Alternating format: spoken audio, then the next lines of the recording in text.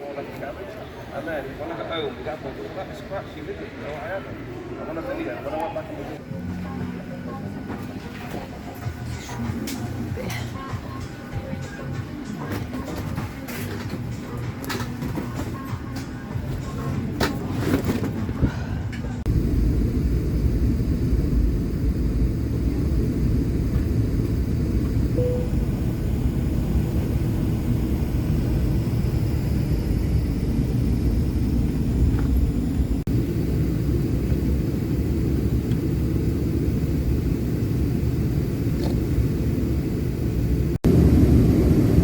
Hello my friends and welcome to the COB house building series. This year in July I went to Ireland, the beautiful Ireland, to learn how to build COB houses. It's built with straw, mud, water and sand. It's all mixed together, binding the earth materials, building beautiful houses formed by your very own hands. And here is the story.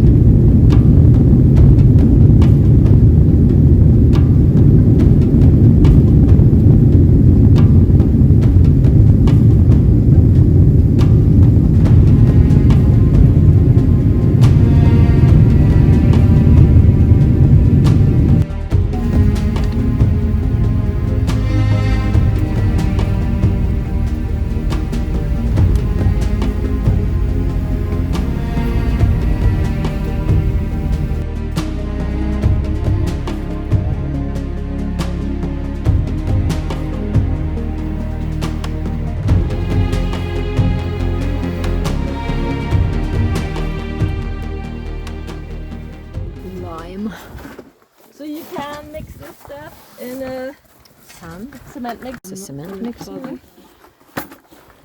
If we are mixing the stuff, we'll try and do it gently so we don't breathe too much of the stuff in. The ratio is 1 to 3 mostly. Some people do 1 to 2, but I find that, yeah. And if you want,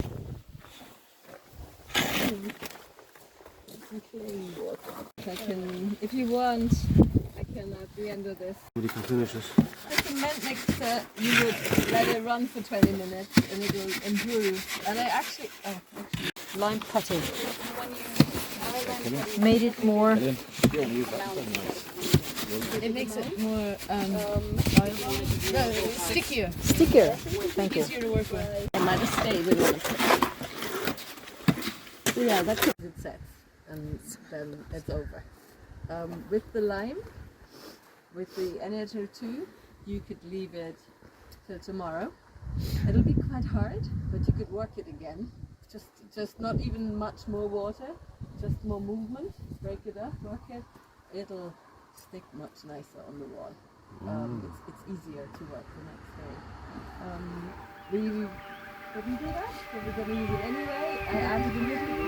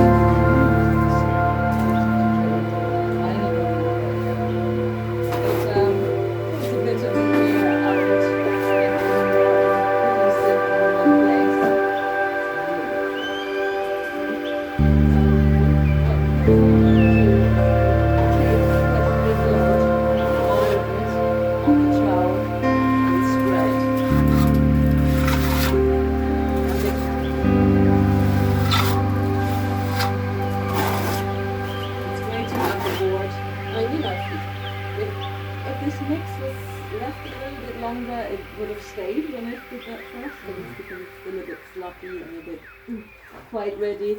Some of it came off, but also you will find you will have quite a lot dropping. It's normal.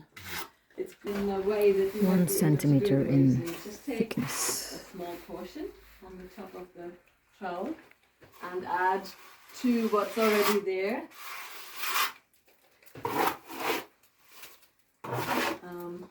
Is there a preference, or to start from the top or on the bottom? In this case, I found the edges to the center, or is it just eye level, or does it matter? I think for now, just do whatever you can. Although, I'll come to that in a sec. So I applied a bit here and a bit there, and now I can get over it and get it overall level. Actually, when I wanted to be a first coat, I wanted that smooth. So if I take the trowel on an angle, get more rough. So that's what you might like for the first coat. With the first coat, it doesn't really matter as much where you start. It's probably easier if you make a comfortable start where you can reach and then plaster out from that or into that, so it will help stick. And then go, those things are a bit mean to try and do on the first, like around the corners and niches. It's a little bit harder. I might just put a little bit, wet that again because it's a proper shower. Saying, go at it several times. Once or twice is actually enough with the land plaster. This is the second layer. Maybe that's down here. And you make that a thinner layer.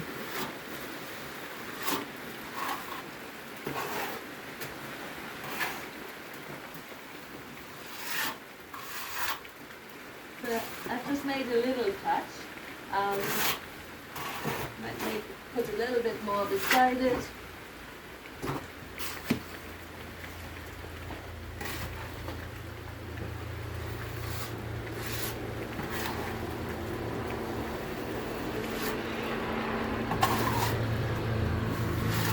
And then you could do that in a slightly bigger area and then go over it to level it. And you can see how it's a bit thicker here than it's at the side. So I would then go and add to it and work out from there and hope and aim for a level thickness, which again helps with avoiding cracking. If you have a very uneven lime layer or even clay plaster layer, you get a lot more cracking. So you can see how it would help if your wall is already nicely prepared and flat. So you don't really avoid the cracking. And then with the lime plaster, it's probably a little bit early. You let it go off. You don't overwork it either, so that you don't keep trying to get it even smoother, even smoother. In a minute, it's probably too early. Not too bad. So that compresses it a little, and it's opening the surface because the steel brings the water to the surface in the lime, and it closes it.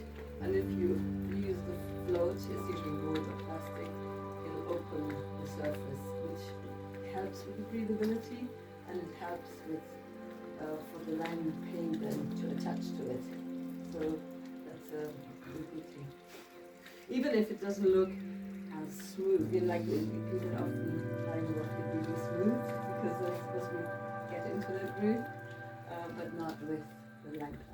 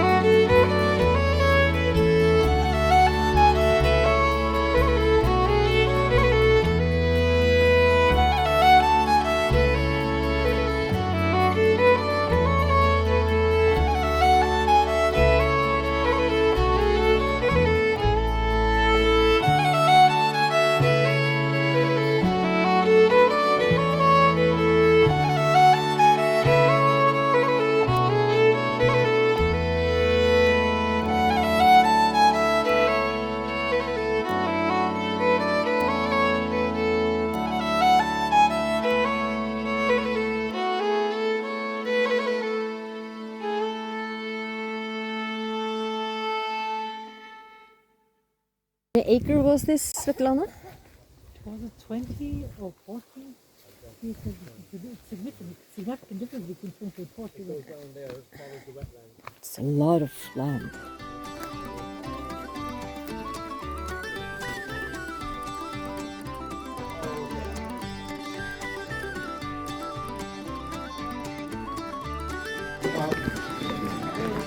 Yeah, I can get it for you. Of this? Yeah. What?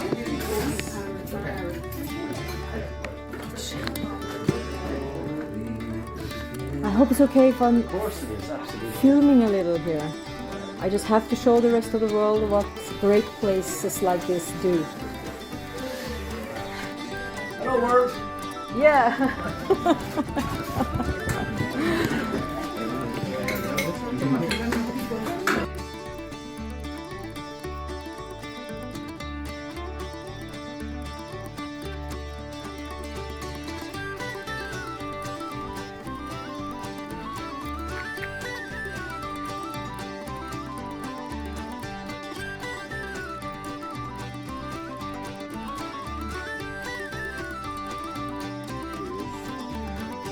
This is an anchor, like a dead man.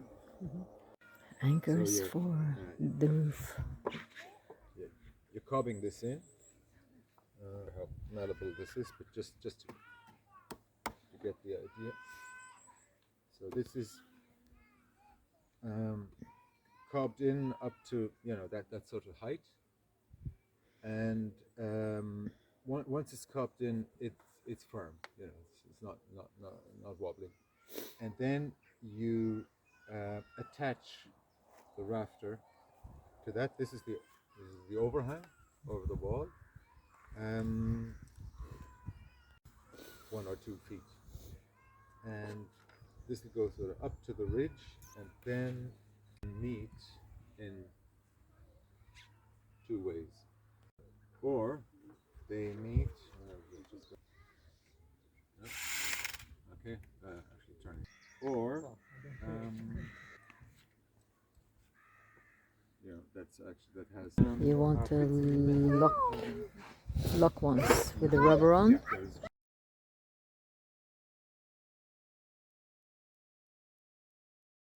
Okay, well now for those who'd like to You have a practice, straight I get line another couple here of good saws. and an and angle there. You can do a bit of this practice because Like this is controlling. basic. Well spotted. The most common one. So, With the snails these are the going options. through. Yeah. You can.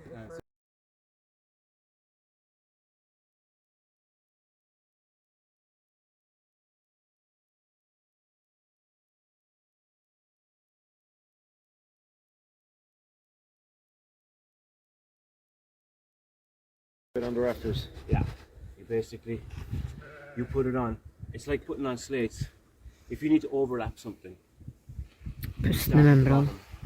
Slipp vannet ut, men ikke inn. And then you put the next one on, so the lip is over this one touching the water. Yeah. Okay. So if you did it the other way around, you start at the top, and then put on your next one here.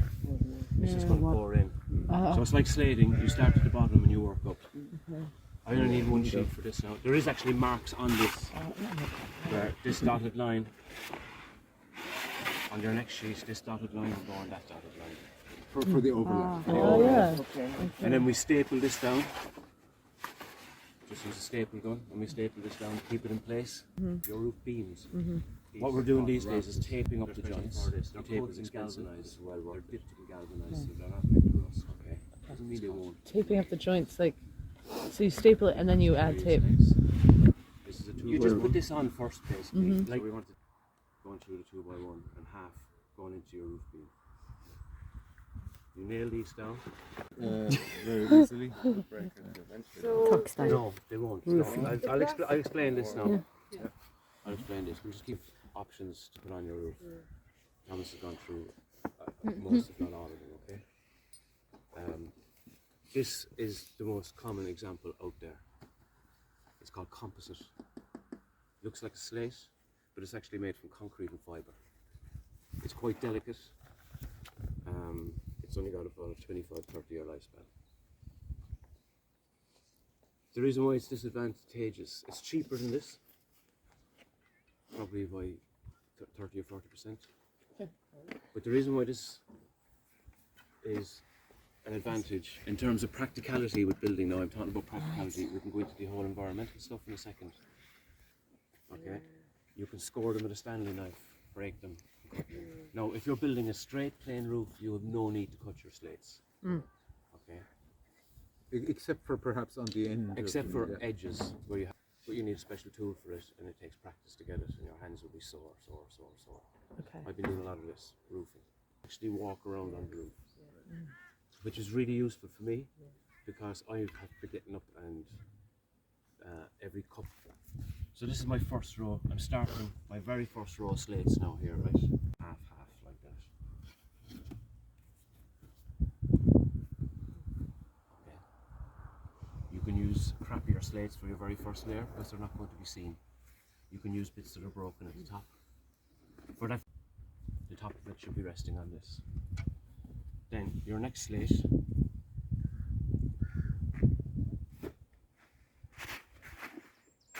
So your battens are spaced out now accordingly. You do your measurements. So you get your tape.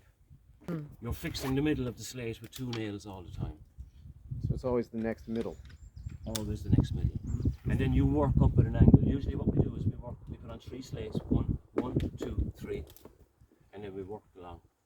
And then we start the next 3, 1, 2, 3, and we work along. You always do 2 layers per. No. Yeah, 9 by 2s. They're not 9 inches, and they're not 9 inches wide, and they're not 2 inches. It's They're a called window. that. That's what they're called. They're chunky pieces of timber. Yeah. And remember, look for timber with the end grain. What if you look at the end of a piece of timber? What would you ideally see? The core. The core. The core of the wood. So when you're looking through the lumber yards, have a look at the end piece of timber and pull them out.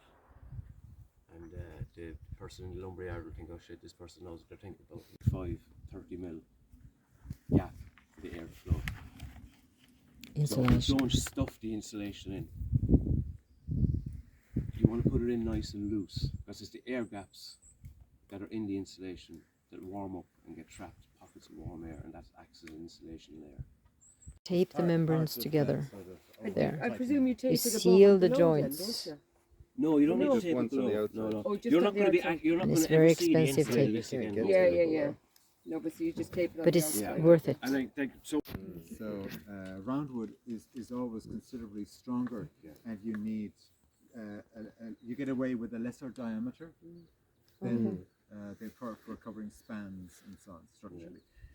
Now, first of all, this is an old piece that's already has a bit of fungus Yes. in here, and you wouldn't use that. Okay. Okay. Let's imagine this was sort of freshly cut, no fungal attack. The tool of choice is a draw knife. The barcode. When you buy them, they actually. Oh, of course. It's like skinning a cat. like that. What you can do is you can cut a cup out of this one. Okay. Takes a bit of time, but it's like anything, the more you do of it, you get faster at this. So you can cut a cup out here. The way you do that then is you make a saw mark here and a saw mark here. And then you saw mark down to the line here. You saw mark down to the line here. You saw mark down to the line here. Saw mark down to the line here. Here. I would make about at least 6 of them along there. Okay. Going right down. So you look at it like that, and the saw mark is going down like that.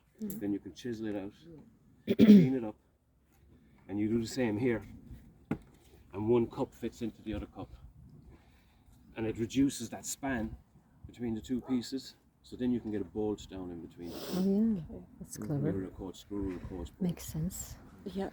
It's just, Cup and beak and it's all that. all that. Okay. And a hook. And up there like that. And cut that out. And you think that would just slot in, but it's not going to slot in 100%. No, because you get a No. new angle. Different angle. Because it's going to drop an angle. You can do it either